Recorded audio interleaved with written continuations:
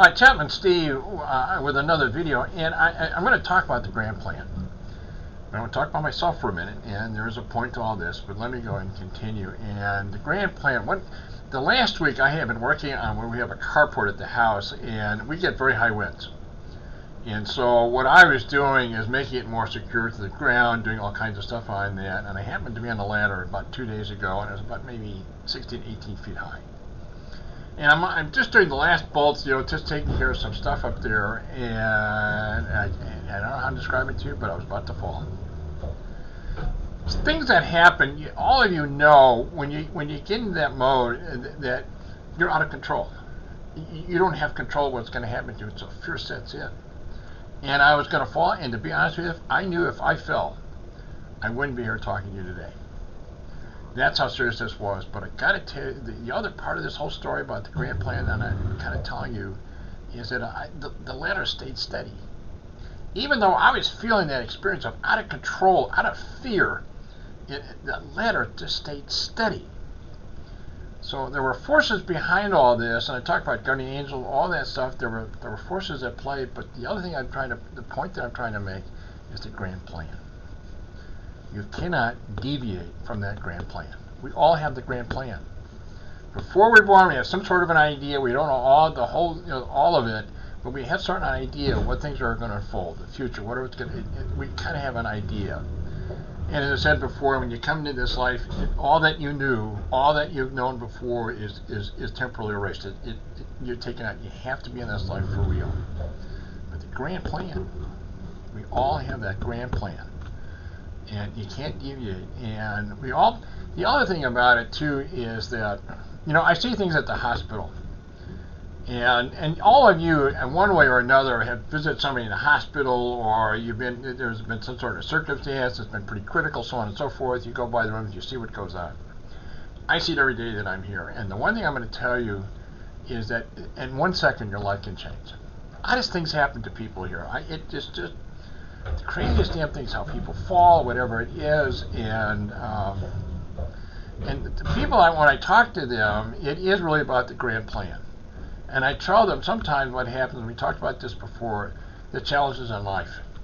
And the intense challenges that we have at times in our life is where we learn the most. And so there's that plan, and all of us have our plans. All of us have our destiny, whatever you want to call it. All that stuff is out there. And I have mine, and each one of you have that too, the grand plan. And the other point I'm going to tell you is that, I felt God's presence in a way. I felt He was there. He was there. And the other thing I'm going to tell you too, He's there with you, every one of you out there. He's always, but always with you. And I have said this many times, He is with you, and He is your greatest confidant, and the reason you were created is to be with Him forevermore. You with Him, and Him with you forever. It is for all eternity. You have that relationship with God. And He keeps building. But getting back to what happened, the incident, is that on that plan. And the other thing I'm going to tell you too, studying, a lot of things are going on in this life right now, and what's going on in our world, what's going on in our country, all that stuff. And I'm going to do another video on that pretty shortly on that. But I'm going to keep focused on the grand plan. We're put in existence. It is magnificent what goes on. It is utterly magnificent about life. It's utterly magnificent how we live our lives. It's utterly magnificent, all the things that we experience in this lifetime. And all the experience we've had before. I mean, it's just studying all that goes on, and once you're put in existence by God. And the other thing I'm going to tell you, I experienced that He was there. He was there, everybody. And all of us have our close calls.